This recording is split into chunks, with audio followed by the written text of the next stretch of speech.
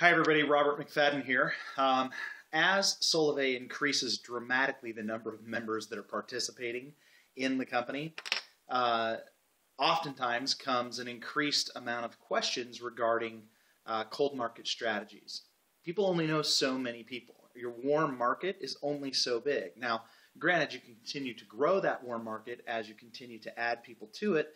Every time you go to a football game, every time you go to a church meeting, you're constantly introducing yourself to new people. Thus, your warm market continues to grow. It's an ever-living group of people. However, I want to talk to you specifically today about some cold market strategies. In particular, I wanted to talk to you about trade shows, a booth at a university, a table at a church function, something that is specifically something that's inherently easy to access and that can be quite effective. It's good for generating 50 to 75 leads in a given day, but nonetheless, it's a strategy and it is something that you should have some basis for. So I wanted to talk to you specifically about this medium. First of all, in working cold market strategies like a booth or a trade show or something of this nature, spend some time making the booth or the table actually look aesthetically pleasing. Make it look good. People want to be engaged and have it be inviting. Step two, first of all, don't spend a lot of money on that. I encourage you not to, because you do not need to spend a bunch of money on a bunch of fanfare, putting up a TV and all that jazz. Have a laptop, run a loop, something like that, something that's low cost, a nice banner, a nice tablecloth. Those are very little expense involved in those, but yet have high impact visually. So the next thing is I encourage you to have on your table a bowl of candy or something. People will stop simply for a little mini Snickers. You'd be amazed. Have bottles of water and hand sanitizer and Kleenex. Not to give out per se, but if somebody starts to have a coughing fit while you're talking to them, you do want to have a bottle of water on hand. If somebody sneezes while you're talking to them, you do want to have a Kleenex and, of course, hand sanitizer. But what this does is this puts somebody in the mind frame of, hey, this person's willing to assist me. This is a mental thing that people see that you're a problem solver. It's subconscious, but it's definitely there and it helps. It does make it more effective. So I would have that stuff on hand, again, not to give out, just to provide in the event that it's necessary. I strongly encourage you not to sit down and clearly never sit behind the table. Always stand at the ready with a clipboard in front, engaged, smile, posture up. As far as clothing, match your audience. If this is a business event, then wear business casual, maybe even a tie if you want.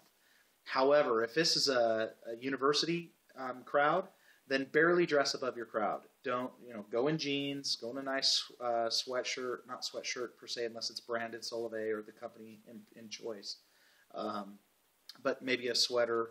Something where you're not overly dressed outside of your audience. I would create a survey. On the survey, I would keep it very simple. On the survey, I would ask no more than 5 questions. Solvay in particular, who's your current carrier? Are you under contract? How much do you pay a month? These are just segue questions that will allow you to get to the end result, which is your final question on the survey should be, so does AT&T or T-Mobile or Sprint or Verizon or fill in the blank, do they currently pay you to use their service? That opens up your question to then follow up with them about Solvay, because clearly no one does.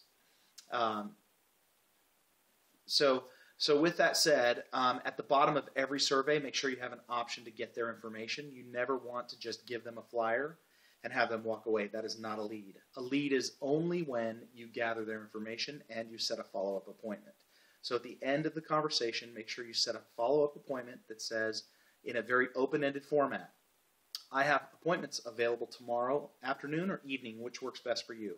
Afternoon, great. I can do a 2 o'clock or a 4 o'clock.